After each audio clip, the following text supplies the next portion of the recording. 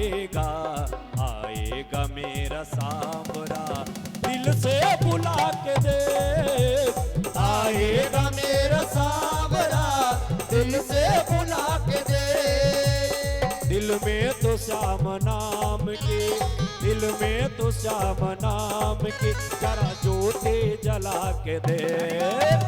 आएगा आएगा आएगा मेरा सांवरा, दिल से बुला के दे। आएगा मेरा सांवरा, दिल से बुला के दे। जय हो।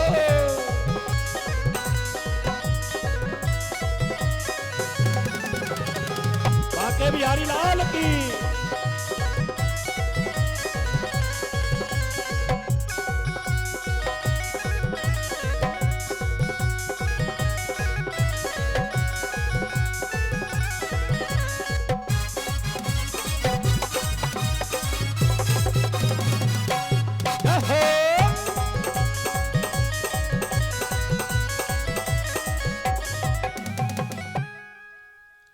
आज जो भोले बाबा ने कहा, पार्वती ये सातवीं भामर ही मुख्य होती है, इसलिए तुम काट करके खड़ी हो गई। भोले बाबा से पार्वती ने कहा, सुनो महाराज, एक मंडप में एक ही स्त्री से भामरें डाली जाती हैं, दो से नहीं। तो भोले बाबा ने कहा, दूसरी कौन है? या तो तुम अकेली हो। अरे नहीं महाराज, हम और किसी को तो नहीं दिखती, कम से कम तुम तो देखो। हम अपनी सौत को पहले पैदा कर लें क्या? क्या मतलब? बोले महाराज, तुम्हारी खोपड़ी पे जो गंगा जी बह रही हैं, क्या सातवीं भामर इनसे भी पड़ रही? तुम्हारी 6 पड़ चुकी हैं, सातवीं अगर इनसे भी पड़ गई तो सौत पहले बन जाएगी। इसलिए महाराज, या तो गंगा जी से भामर डालो या तो हमसे डालो। अब भोले बाबा को होश आया, वाकई सातवीं तो ये हमारी खोपड़ी पे बैठी है ना। तो भोले बाबा ने कहा गंगा जी से, अरे गंगे, एक काम करो, जब तक सातवीं भामर पड़े तब तक तुम सिर से हट जाओ। तो सातवीं भामर जब पड़ी तो सिर से हटा दिया गंगा जी को, तब पार्वती से सातवीं भामर भोले बाबा ने डाली। तो कहने का भाव, भोले बाबा ने जब से गंगा जी को दान किया सिर पर, तब से आज तक केवल 2 बार ही हटाया। एक तो भामरों के समय और दूसरे आज रास देखने जा रहे हैं। तो गंगा जी को हटा दिया। पार्वती मैया ने धोती होती पहनाई, धोती पहना करके जब घूंघट लगाने का नंबर आया तो महाराज अब गड़बड़ हो रहा है। काहे? माताएं घूंघट लगाएं तो एक आध बालिस्त से इनका काम चल जाता है। अब भोले बाबा का 1 बालिस्त का मुंह और 1.5 बालिस्त की दाढ़ी, ढाकना सब। अच्छा, मुंह से दाढ़ी ज्यादा खतरनाक है ना। तो भोले बाबा को कहा कि पार्वती ने, महाराज ये दाढ़ी कैसे ढके? तो भोले बाबा ने कहा, तुम ढाको, हम क्या जाने। तो जैसे तैसे कांटे वांटे लगा करके दाढ़ी ढक दी, पीठ भी ढक गई। अब खड़े हो गए। पार्वती ने कहा, महाराज चल तो रहे हो। यदि किसी ने पूछ दिया, पार्वती तुम्हारे साथ में ये कौन है, तो क्या बताएंगी तुम्हारा परिचय? भोले बाबा ने कहा, तुम ये कह देना कि हमारी बहू आई रही है। चल दिए। अब आगे आगे सासुरानी और पीछे पीछे बहुरानी, आगे आगे मैया पार्वती और पीछे पीछे भोले बाबा। चल दिए।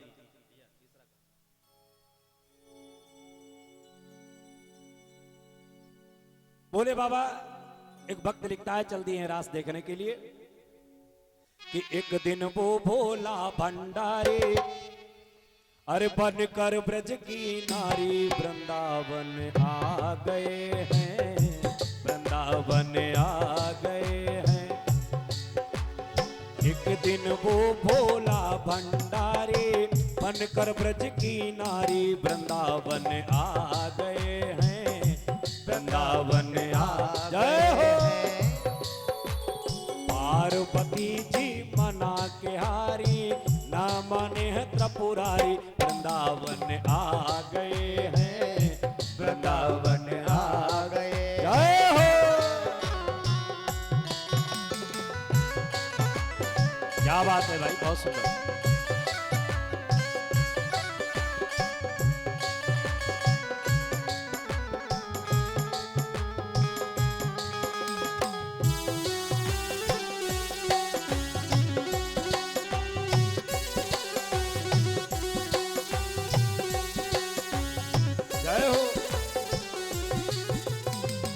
भोले बाबा ने कहा, पार्वती अये मेरी भोली गिरजे, ओ मैं भी चलूंगा तेरे साथ में। अये मेरी भोली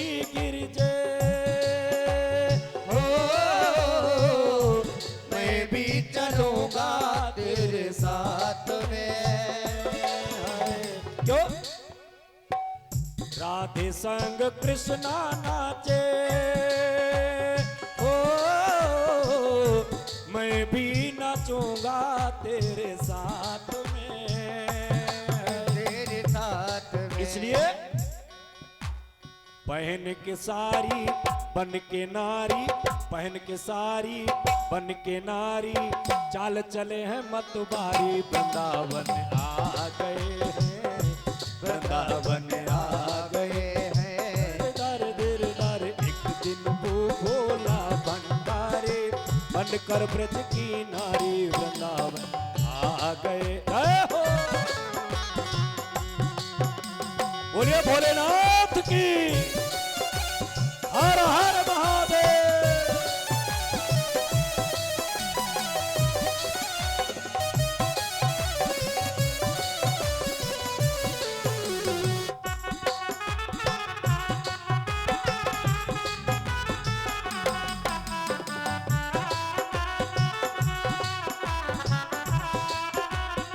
पार्वती ने कहा महाराज, अये मेरे भोले बाबा, हो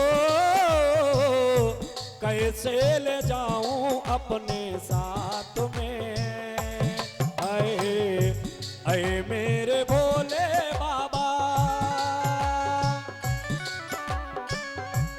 कैसे ले जाऊं अपने साथ में। क्यों? कृष्ण के सिवा कोई पुरुष न जाए उस रास में, इसलिए हंसी करेंगी ब्रज की नारी, हंसी करेंगे ब्रज की नारी, मानो बात हमारी, वृंदावन आ गए हैं, वृंदावन आ जय हो। वृंदावन आ गए हैं, एक दिना भोले भंडारी, बन के ब्रज के नारी, रात में आ गए हैं, रात में आ गए हैं।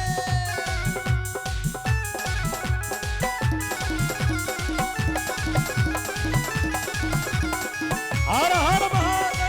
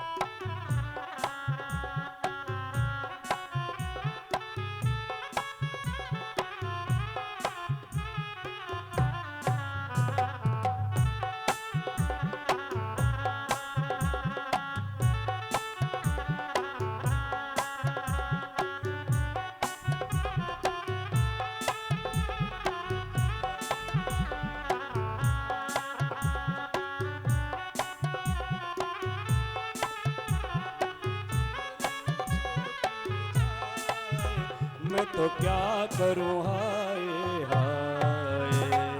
और भई पन घट पे मोहे नट खट श्याम सताए, मेरी चुनरी चिटी जाए, मैं तो क्या करूं हाय हाय। और भई पन घट पर। और ये हमारे माननीय परम आदरणीय बादाम सिंह पाल जी, ब्लॉक प्रमुख छिबरामऊ से, ये व्यास जी का पगड़ी पहना करके और माल्यार्पण करके 1100 मुद्राओं के द्वारा सम्मान करते हैं। और इनके सभी सहयोगी लोगों को बहुत बहुत साधुवाद। और ये हमारे ब्रजेश चौहान जी भी पधारे हुए हैं। भैया इनकी तो महिमा ही है, 2-3 दिन से हम इन्हीं का जलवा देख रहे हैं। हाँ। और ये देवेंद्र मिश्रा जी हमारे भागवत जी की कथा में, और बबलू चौहान जी, ये सभी लोग मिलकर के व्यास सम्मान कर रहे हैं। दलवीर प्रधान जी, इन सब लोगों को व्यास मंच से बहुत बहुत आशीर्वाद, बहुत बहुत साधुवाद है। बोले वृंदावन बिहारी लाल की। बोले बाबा चले हैं, आगे आगे मैया पार्वती, पीछे पीछे बोले बाबा। जाकर के रासलीला के दरवाजे पर पहुंचे तो पार्वती तो मुंह खोले हैं, अंदर प्रवेश कर गई। अब भोले बाबा मुंह ढाके थे, घूंघट लगाए।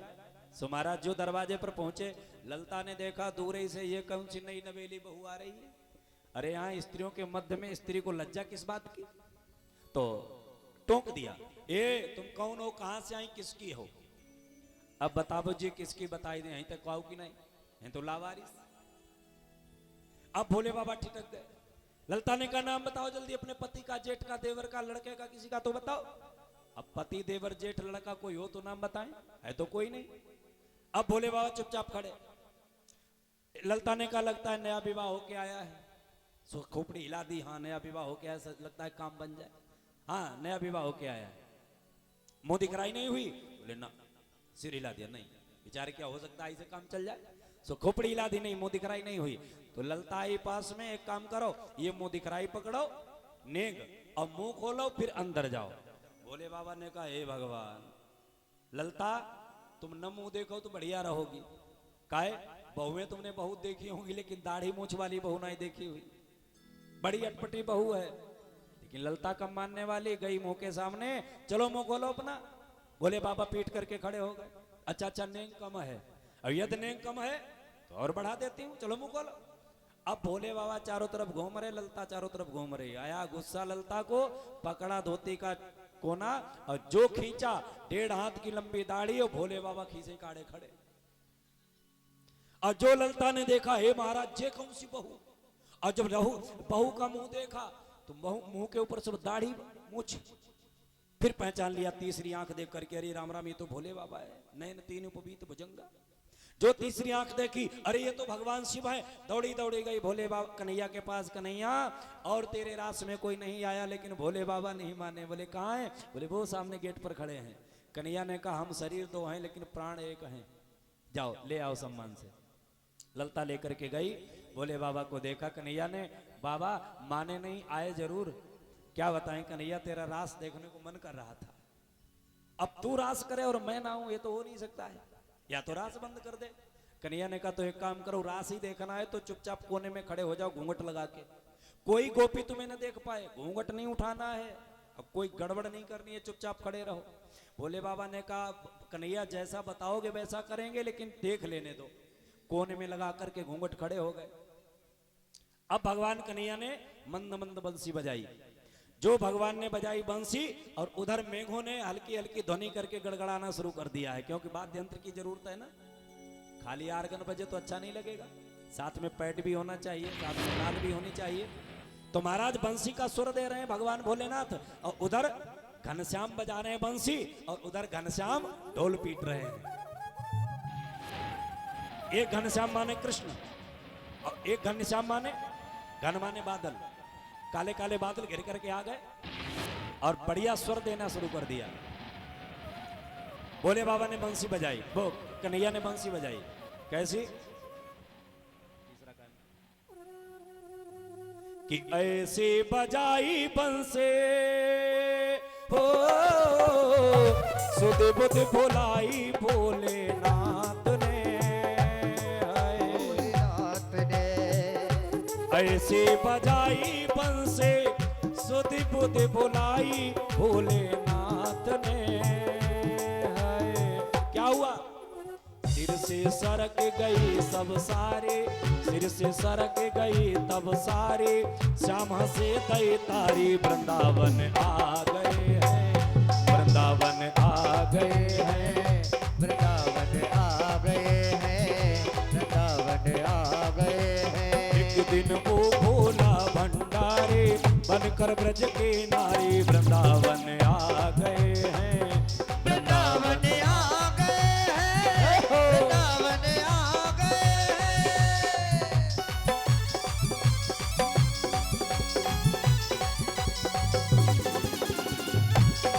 बोलिए गोपेश्वर भगवान की।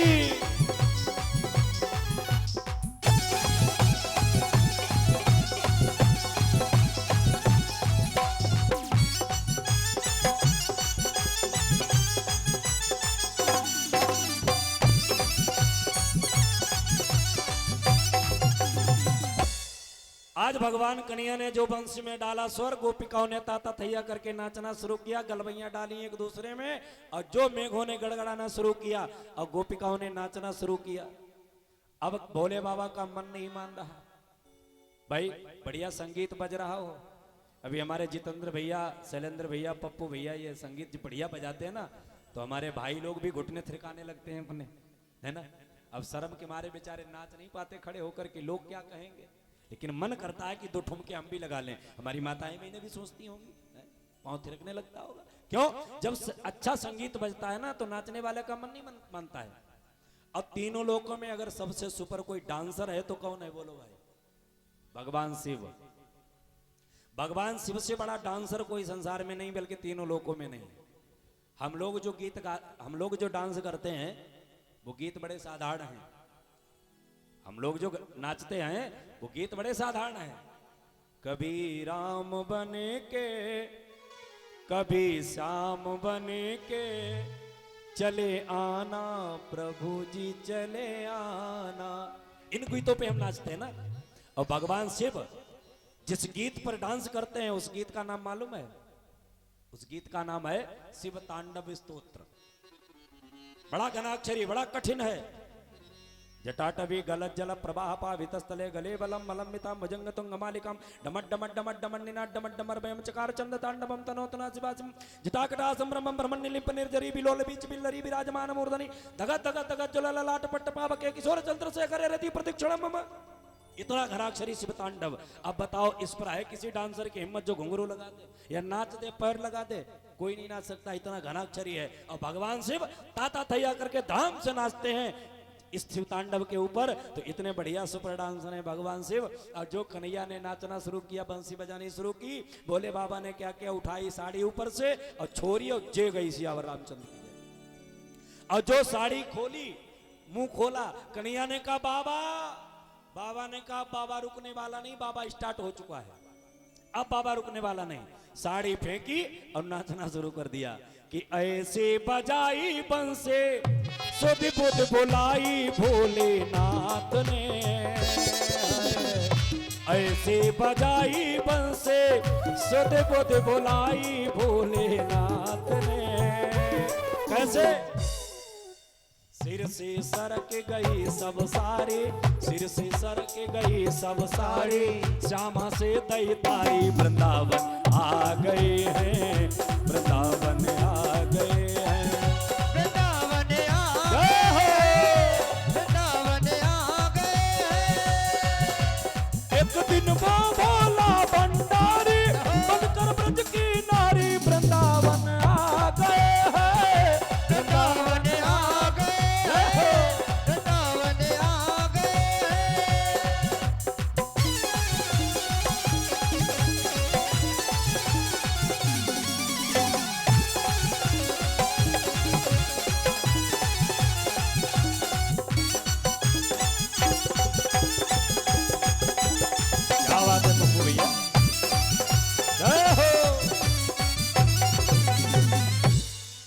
भगवान भोलेनाथ ने साड़ी को खोल के अलग रख दिया और ठुमकना नाचना शुरू कर दिया।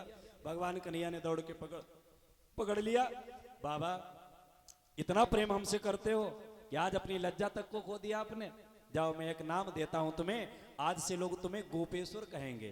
बोलिए गोपेश्वर भगवान की जय हो। और इतना मैं वचन देता हूं, मथुरा वृंदावन में जो हमारा दर्शन करने आएंगे और जब तक गोपेश्वर नाथ का दर्शन नहीं करेंगे तब तक उन्हें हमारे दर्शनों का लाभ नहीं मिलेगा। इसलिए जब भी आप वृंदावन जाएं, बिहारी जी का दर्शन करें तो गोपेश्वर नाथ जी का दर्शन जरूर करें। इसलिए आज भोले बाबा ने ठुमक करके नाचना शुरू किया। 6 महीने की रात्रि हुई है जिसमें भगवान ने रास किया गोपिकाओं के साथ। इधर वो रात टूटी है, गोपिकाएं अपने अपने घर गईं, ब्रह्म को प्राप्त हो गई, ब्रह्म में लीन हो गई गोपिकाएं। यहां पर भगवान ने जो जीव और ब्रह्म के बीच भेद होता है वो भेद खत्म कर दिया। जीव और ब्रह्म के मिलन को ही रास कहते हैं। जीव और ब्रह्म के मिलन को ही रास कहते हैं। जहां पर जीव ब्रह्म में मिल जाए, जहां पर द्वैत की भावना खत्म हो जाए, एको हम ये भाव बन जाए, हमारे अलावा कोई है ही नहीं। एक भाव ये बन जाए कि परमात्मा के अलावा कोई है ही नहीं, एको हम द्वितीयो नास्ति। जहां पर ये वृत्ति बन जाए समझो वहां पर रास हो रहा है। जहां पर द्वैत भाव खत्म हो जाए, गोपिकाएं जो परमात्मा को अपने से अलग मानती थी, आज भगवान ने गोपिकाओं को अपने में मिला लिया। क्योंकि ये गोपिकाएं कोई साधारण नहीं है, ये पिछले जन्म के बड़े बड़े सिद्ध तपस्वी संत मनीषी लोग हैं। भगवान से प्रार्थना वरदान प्राप्त करके महाराज ये सब गोपी बने थे। आज भगवान ने सबका उद्धार किया, कल्याण किया। अब भगवान घर चले आए। इधर तो वो रात्रि टूटी है, उधर अस्थि प्राप्ति की चूड़ियां टूटने की तैयारी हो गई। क्यों? कंस विचार करे मन मा, अब कैसे बाको मारी मैं पाऊं।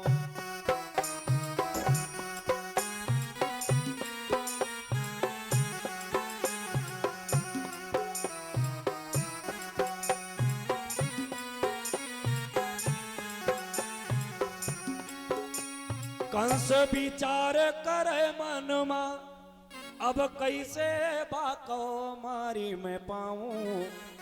बैरी बसे हमारे घर मा, अब कैसे बाही संघारी मैं पाऊं। पत्र विचार लिखो मन मा, या तो कैद कराए तुरंत मंगाऊं। सेना सजाई के जाऊं वहां, या तो नंद बाबा कर संग बुलाऊं। सेना सजाई के जाऊं। कंस विचार करता है कि उन छोटे छोटे छोकरों को मारा कैसे जाए। तब तक नारद जी का आगमन हुआ। नारद जी से पूछा कंस ने, महाराज एक बात बताओ। नारद जी ने पूछा, कंस क्या हाल है? बोले महाराज ठीक है बिल्कुल। बड़े चिंतित लग रहे हो? बोले क्या बताएं, छोटे छोटे 2 बच्चे उन्होंने नाक में दम कर रखा है। क्यों, क्या हुआ? बोले नंद के छोकरे हैं श्याम और बलराम, मारे नहीं मर रहे, और निश्चित यही है कि वही हमारा काल है। प्रयास कर चुका हूं मारने का, मर नहीं रहे, तो दैत्यों को भेजो। अरे महाराज एक दैत्य, वहां कितने भेजे हमने? पोतना को भेजा, सकटासुर को भेजा, तृणावर्त को भेजा, अरिष्टासुर को, प्रलंबासुर को, मुष्टिका, तमाम दैत्य भेजे। महाराज किसी ने लौट करके ही नहीं बताया कन्हैया है कैसा। अच्छा, नारद जी ने कहा इसका मतलब बड़े ताकतवर है। हाँ महाराज बहुत ताकतवर लग रहे हैं। तो एक उपाय करो। क्या? बोले जब दुश्मन को ताकत से न जीता जा सके तो उसे बुद्धि से जीतो, क्योंकि बुद्धिर्यस्य बलम तस्। शारीरिक बल से बुद्धि का बल बड़ा होता है कि नहीं? शारीरिक बल से बुद्धि का बल बड़ा होता है। क्योंकि एक बार तीन मित्र थे, बुद्धि का बल कैसे बढ़ा है जरा देखो। एक बार 3 मित्र थे, तो तीनों मित्रों में ये चर्चा चली, भाई आज हम लोग एक जुआ खेलेंगे, शर्त खेलेंगे। क्या? बोले आज हम तीनों लोग मिलकर के झूठ बोलेंगे। शर्त ये है कि झूठ बोलने वाले की अगर किसी ने कह दिया कि तुम झूठ बोल रहे हो, झूठ कहने वाले को महाराज 500 रुपए का दंड देना पड़ेगा। झूठ को भी सत्य मानना पड़ेगा। मान लिया कि हमने झूठ कहा, और अगर तुमने कह दिया कि झूठ, ये तुम झूठ कह रहे हो, तुम्हारा सत्य 500 रुपए देने पड़ेंगे। शर्त पक्की हो गई। अब महाराज झूठ बोलना शुरू किया गया। तो पहले ने झूठ बोला, बोले हमारे घर में एक चने का पेड़ था, बोले हाँ चने का पेड़ होगा। बोले बहुत बड़ा था। बोले बहुत बड़ा होगा। बोले इतना बड़ा था कि महाराज उसकी दाल पूरे देश में जाती थी एक चने के पेड़ की। बाद में लकड़ी कटवाई गई तो उसके बढ़िया तख्ते निकाले गए, दरवाजे किवाड़ बनवाए गए एक चने के पेड़ के। तो दोनों ने कहा हाँ बिल्कुल सही कहा, क्योंकि अगर झूठ कहेंगे तो 500 रुपए देने पड़ेंगे। दूसरे ने कहा हमारे आंगन में तो एक बांस था। बोले उसका क्या मतलब था? बोले इतना बड़ा कि आकाश में छू गया। और आकाश में छू नहीं गया, महाराज जब बारिश कराने की जरूरत पड़ती थी तो बांस हिला देते तो पानी बरस जाता था। दोनों ने कहा बिल्कुल ठीक कहा, क्योंकि झूठ कहेंगे तो 500 रुपए देने पड़ेंगे। अरे वाह। और हमारे परमादरणीय मनोज चौहान प्रधान जी ये माल्यार्पण करके व्यास जी का सम्मान कर रहे हैं।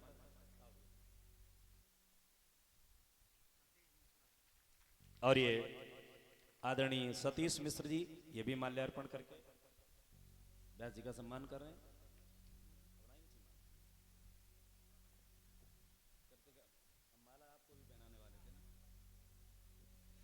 बोलिए वृंदावन बिहारी लाल की। आ जाओ प्रधान जी, आ जाओ।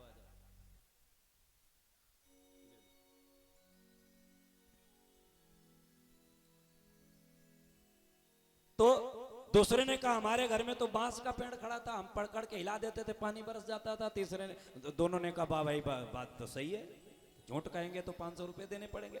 अब तीसरा वाला बहुत बुद्धिमान था, उसने ये कपोल कल्पित बातें नहीं की। उसने कहा भैया सुनो, अब नंबर आया हमारा, हम झूठ बोलेंगे। बोले बोलो। उसने कहा देखो एक जमाना ये था तुम दोनों बड़े गरीब थे, तुम दोनों बड़े गरीब थे। देखो उसने बुद्धिमानी का परिचय दिया, दोनों झूठ बोल चुके। अब तीसरे का नंबर आया, उसने कहा जमाना वो था कि तुम बड़े गरीब थे। तो दोनों ने कहा हाँ गरीब होंगे कभी। अब झूठ कहते हैं कि तुम झूठ कह रहे हम कभी गरीब नहीं थे तो 500 रुपए देने पड़ेंगे। तो उसने कहा तुम गरीब थे, तुम दोनों लोग रो करके हमारे घर आए। अब दोनों का मुंह बिगड़ने लगा कि हम कब रो करके तुम्हारे घर आए, लेकिन झूठ कह नहीं सकते क्योंकि 500 देने पड़ेंगे। बोले तुम दोनों ने रो करके ये कहा कि हमारे घर खाने की व्यवस्था नहीं, ऐसा करो 50 किलो गेहूं दे दो, 1,000 रुपया हमें उधार दे दो। तो हमें दया आ गई, हमने 1,000 रुपया 50 किलो गेहूं तुम लोगों को दिए थे। तो दोनों ने कहा भैया कब? हाँ भैया दिए होंगे, क्योंकि झूठ बोलेंगे तो हम 500 देने पड़ेंगे। तो दोनों ने कहा हाँ भैया दिए होंगे। तो उसने कहा दिए होंगे नहीं, अब वो 1,000 रुपये 50 किलो गेहूं वापस करो। तो उन्होंने कहा बुद्धि खराब हो गई तुम्हारी, हम तुम्हारे घर कब मांगने आए 1,000 रुपये 50 किलो गेहूं, तुम झूठ कह रहे हो। बोले झूठ कह रहे हो तो शर्त वाले 500 वापस करो। अगर हम झूठ कह रहे तो शर्त वाले 500 दो, अगर सही कह रहे तो 1,000 रुपये वो उधार ले गए वो दो। तो कहने का भाव बुद्धिर्यस्य बलम तस्, बुद्धि का बल शारीरिक बल से बड़ा होता है। नारद जी ने कहा तुम एक काम करो, बुद्धि लगाओ थोड़ी। बोले क्या करें? बोले तुम्हारे घर में एक धनुष रखा है परशुराम का दिया हुआ, उस धनुष को बीच में रख करके तुम एक धनुष यज्ञ करो, उसमें कृष्ण और बलराम को बुलवा, यहाँ आ जाएंगे तो मरवा देना। मंत्री ने कहा महाराज बिल्कुल ठीक कह रहे हैं बाबा, एक काम करो यहाँ बुलवा लो। पहली बात तो हमारे पास कुबलिया पीड़क नाम का हाथी है, उससे मरवा देंगे। कुबलिया पीठ से बचेगा तो 4 पहलवान है, सल तोसल मुष्टिक चारुड़, उनसे मरवा देंगे।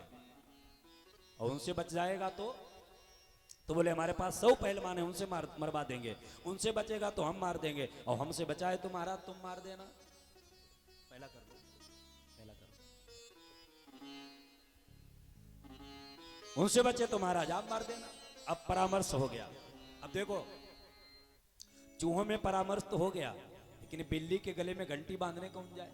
क्योंकि जो जाता है वो मारा जाता है। नारद जी से पूछा महाराज लेने कौन जाएगा? वो जो बोले जो तुम्हारे यहाँ दुष्ट न हो, जिसका विश्वास करते हो कृष्ण बलराम, उनको भेजो। कौन? बोले अक्रूर, अक्रूर को भेजो। अक्रूर को बुलाया गया। अक्रूर से कहा तुम कृष्ण और बलराम को लेकर के आओ, और देखो हमने मारने के लिए बुला रहे, तुम बताना नहीं, तुम कहना यज्ञ में बुलाया गया। अक्रूर ने पहले तो मना किया कि हम नहीं जाएंगे। कंस ने निकाली तलवार, ओ बैरी के पालन करता, अगर नहीं जाओगे तो तलवार से काट करके डाल दूंगा। ओ बैरी के पालन करता, अब खत्म जिंदगी तेरी है, मौत का नगाड़ा बजने में और तो एक घड़ी की देरी है।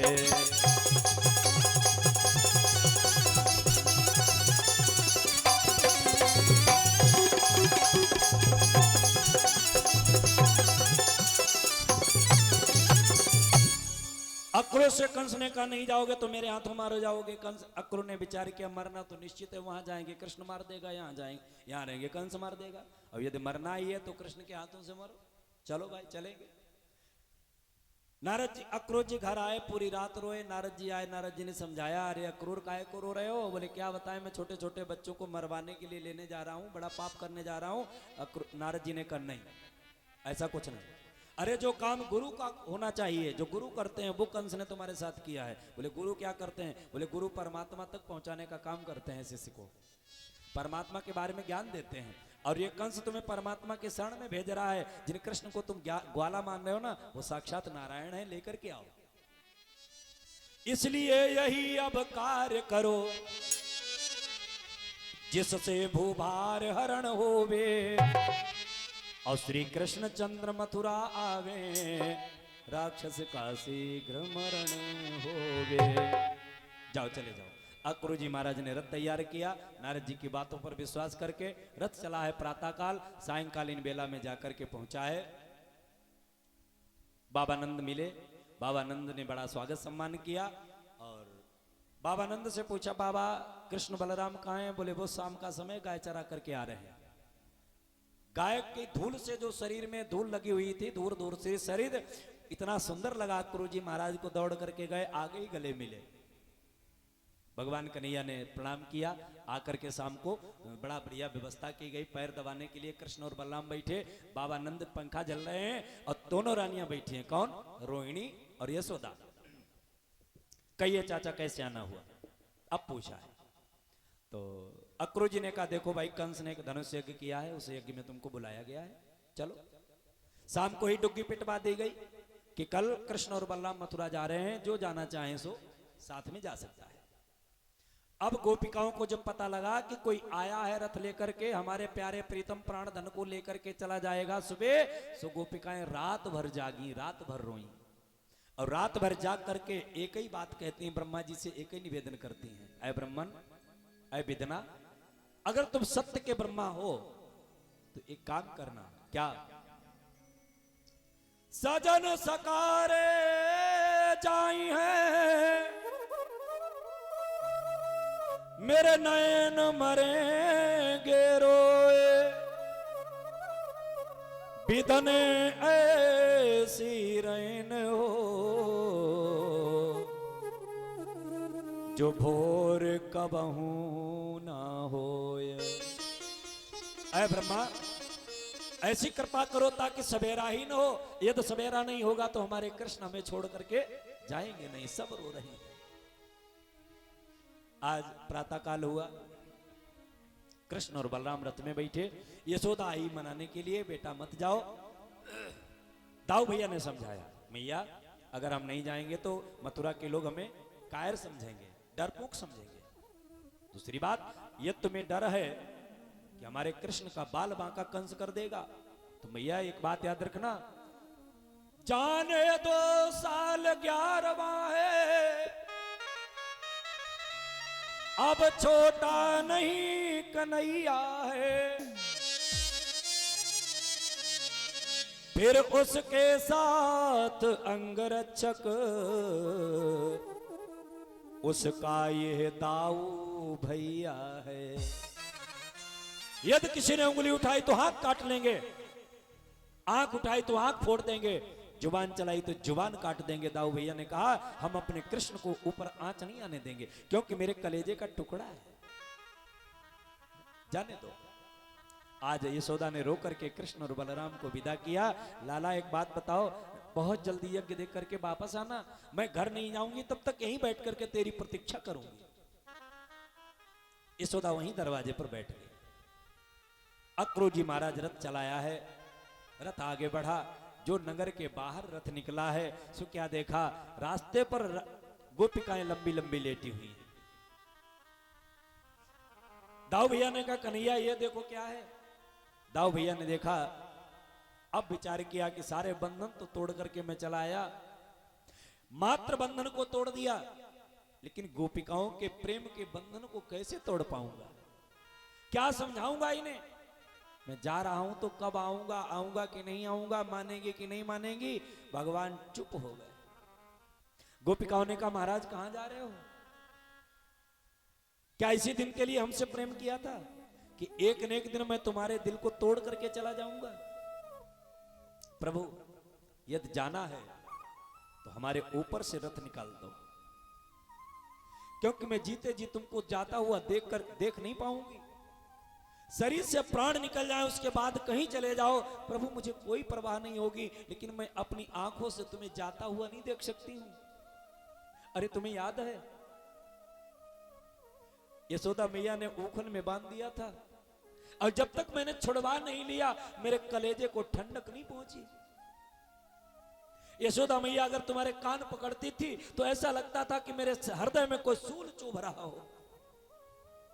इतना सुकुमार तुम्हारा बदन, प्रभु छोड़ करके मत जाओ, क्योंकि ये गोपिकाएं तुम्हारी हैं, तुम्हारे बगैर रह नहीं पाएंगी। रो करके आई, चरणों को पकड़ लिया और रो करके कहने लगी प्रभु रथ से नीचे आ जाओ। रोने लगी। गोपिकाओं ने कहा प्रभु कि तेरे पैया पड़ूं, तुमसे विनती करूं, तेरे पैया पड़ूं,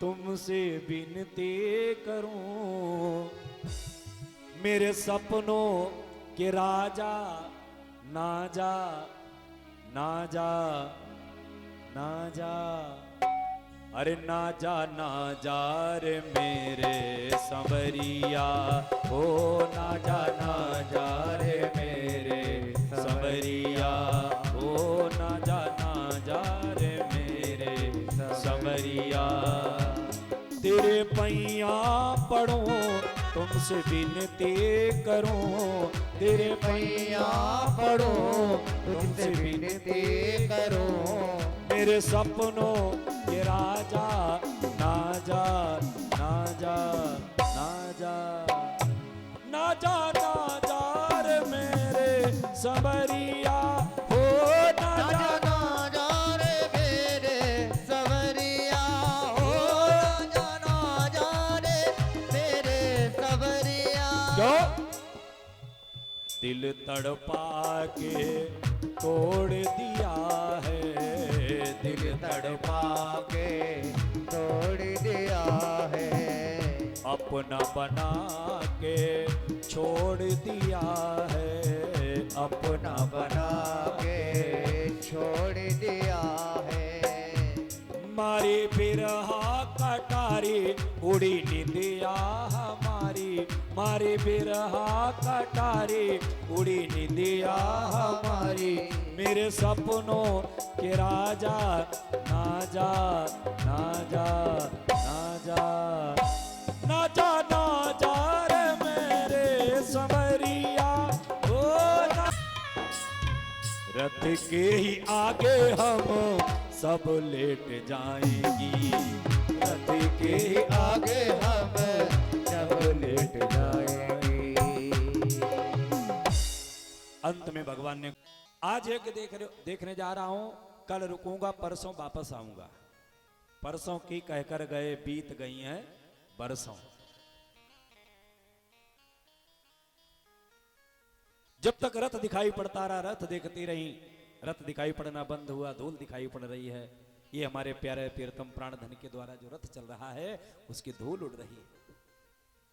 आज अंत में ब्रह्मा जी को कोसती हुई अहो विधातस तब न कुचित दया, तुम्हारे अंदर दया नाम की चीज नहीं है।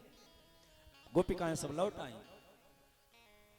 इधर भगवान कन्हैया के प्रति अक्रूर जी को भ्रम है कि ये लाला है ग्वाला है, तो भगवान ने यमुना जी में अपना विराट स्वरूप अक्रूर जी को दिखाया स्नान करते हुए। अब अक्रूर का भ्रम दूर हो गया। मथुरापुरी में जाकर के पहुंचे। अक्रूर ने बहुत कहा घर चलो, नहीं गए। कंस की वाटिका में रुके हैं। शाम का सूर्य अस्त होने जा रहा है, थोड़ा दिन बाकी है, तो भगवान ने विचार किया समय बर्बाद नहीं करना चाहिए, समय का सदुपयोग करो, क्योंकि समय ही बलवान होता है। आज थोड़ा बहुत काम कर लिया जाए, शेष बचेगा वो कल कर देंगे, थोड़ा काम आज ही निपटा लिया जाए मथुरा का। तो भगवान ने दाऊ भैया से कहा, दाऊ भैया चलो मथुरापुरी घूम आए। दाऊ भैया ने बाबा नंद से आज्ञा ली और बाबा नंद को आज्ञा लेकर के ग्वाल वाल दाऊ भैया और कन्हैया सब लोग चल दिए नगर की तरफ। तो नगर के अभी बाहर ही चल रहे थे, तब तक क्या देखा, कंस का धोबी मूंछों पर ताव देता हुआ आ रहा है। भगवान कन्हैया ने देखा, मामा जी राम राम। कन्हैया धोबी ने कहा, ए छोरे, तू मेरा कहां का भांजा, मैं तेरा कहां का मामा? तूने मोको मामा कैसे कह दिया? बोले महाराज, यहाँ के राजा कंस मेरे मामा है, तो प्रजा भी मामा है, इसलिए तुमको मैंने मामा कह दिया। अच्छा बताओ क्या चाहते हो? बोले कपड़े दे दो मांगने के लिए। ग्वाल वालों ने कहा, क्यों कन्हैया, तुमने पहले नहीं बताया, वहां हमारी रिश्तेदारी है। बोले रिश्तेदारी हम बता देते तो क्या करते? बोले बढ़िया बगल बंडी पहन के आते, बढ़िया थपकता हुआ चंदन लगा के आते, माला बाला पहन करके, हम भी पक्के ब्रजवासी बन करके आते। अरे तूने तो कहा था यज्ञ देखेंगे, सो हम चले आए। कन्हैया ने कहा, मामा के यहाँ कोई कमी थोड़ी ना है, चलो रही बात कपड़े की, कपड़े भी दिला देते हैं। एक थप्पड़ मारा धोबी के गाल पर, रजकस्य कराग्रेण सिरा कायाद पातेत, धाम से घुंटा जैसा सिर कटा। सब ग्वाल वालों ने छीन छीन करके कपड़े पहने। अब छोटे छोटे ग्वाल वाल, बड़े बड़े राजा की पोशाकें। तो महाराज आगे बढ़े, एक दर्जी का मकान पड़ा। भगवान ने दर्जी ने देखा, भगवान के कपड़े काट छांट करके सही कर दिए। तो भगवान ने दर्जी को वरदान दिया है, दर्जी तुम दिन में 2 गुने, रात में 4 गुने बढ़ोगे। और आगे बढ़े, सुदामा नाम के माली का घर पड़ा, तो सुदामा माली ने माला पहनाई, भगवान ने उसे भी वरदान दिया। और आगे बढ़े तो क्या देखा, 3 जगह से टेढ़ी कुब्जा, चंदन का कटोरा हाथ में लिए जा रही थी। तो भगवान ने आगे मुड़ करके बुलाया उसे, अय सुंदरी एहियम, इधर आओ, तुम कौन हो? तो उसने अपना परिचय बताया, मैं कंस की दासी हूँ, मेरा नाम कुब्जा है, चंदन लगाने का काम करती हूँ। भगवान ने कहा मेरे चंदन लगा दो। सो दोनों भाइयों के चंदन लगाया, सारे ब्रजवासियों के चंदन लगाया, भगवान चल दिए। दाऊ भैया ने कहा, कन्हैया बोले आए, बोले इस भोली वाली कुब्जा से भी कुछ कह दो। तो भगवान ने कहा, कुब्जा इधर आओ। पास में आई, भगवान ने पैर पे पैर रखा और ठोड़ी में लगाया हाथ। जो सन्निकट खड़े हुए ग्वाल वालों ने कहा, कन्हैया, बोले हाँ। बोले 1 मिनट ऐसे खड़ा रहे। बोले काहे? बोले एक सेल्फी हो जाए, एक फोटो खींच लें।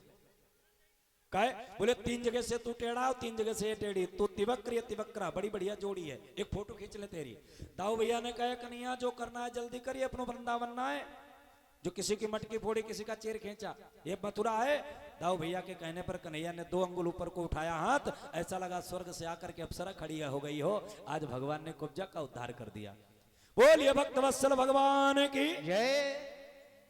अब भगवान गए हैं कहां? जहां पर वो विशाल धनुष रखा है, करेण बामेन सलील मुद्रताम साज्यम चक्रत्वा निमिषेण पश्यताम।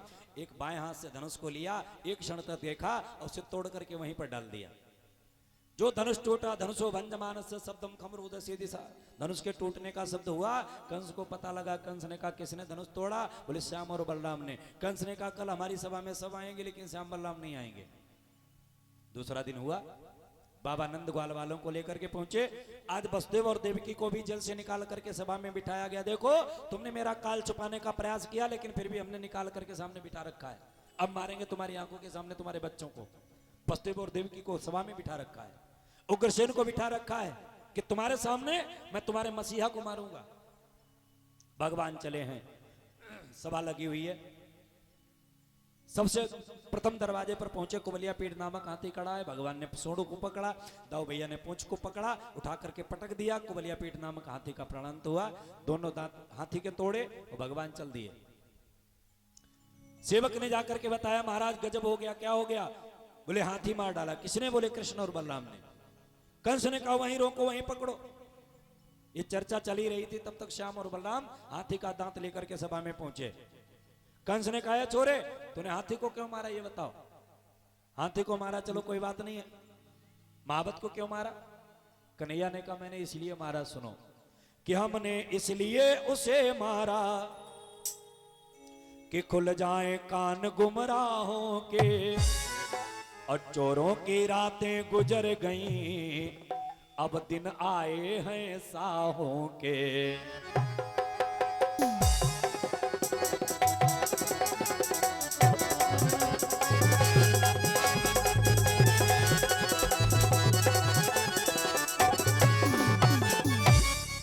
कंस का तुम भी मरने को लिए तैयार हो जाओ। सल तो 2 पहलवान आगे बढ़े।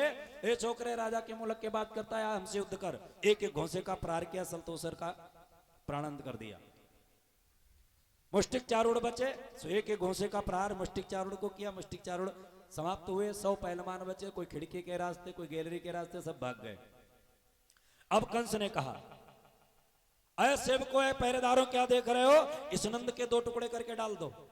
इसने मेरे काल को अपने घर में पनाह दी है। वसुदेव और देवकी को जिंदा गर्म सलाखाओं के द्वारा दगवा दिया जाए, क्योंकि उन्होंने जन्म दिया मेरे काल को। उग्रसेन को जिंदा दीवार में चुनवा दिया जाए। कन्हैया ने कहा, कंस, हो सकता मैं तुम्हें क्षमा कर देता, ब्रज सिंह क्षमा करता तुझको, लेकिन अब छोड़ नहीं सकता। क्यों?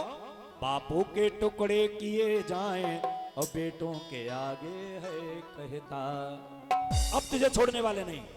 यो कहे उछल मचान पर पहुंचे नंद कुमार, और उस सिर से सादर लिया यदुकुल मुकुट उतार। लगाई छलांग, सिंहासन पर पहुंचे और भगवान ने कंस का मुकुट उतार के लग रख दिया। फिर आहिस्ता से कहा, पकड़ दुष्ट के बाल, मामा मैं हूं भानजा, ना समझो मुझे ग्वाल।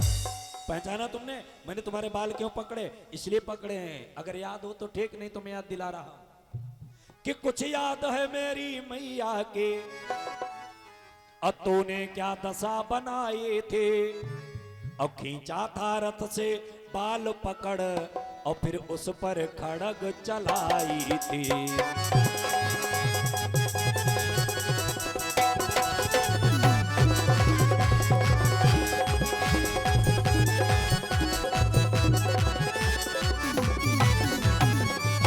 उन बालों का बदला तुमसे, और लेता है बाल देवकी का, और तब तो केवल नभवाणी थी, अब अष्टम लाल देवकी का। पहचाना तुमने? मैं देवकी की 8वीं संतान हूं।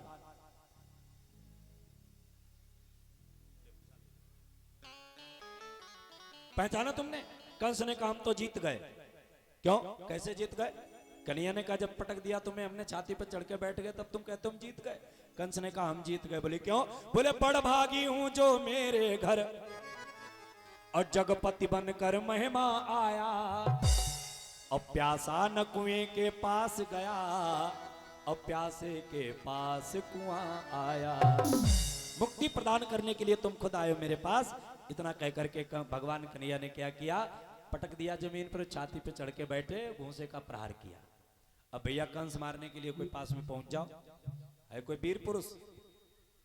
अब सुनी भैया, अच्छा भांजा मारेगा, वाह भाई वाह, पूरी लीला करिए भैया। फोन काट दो।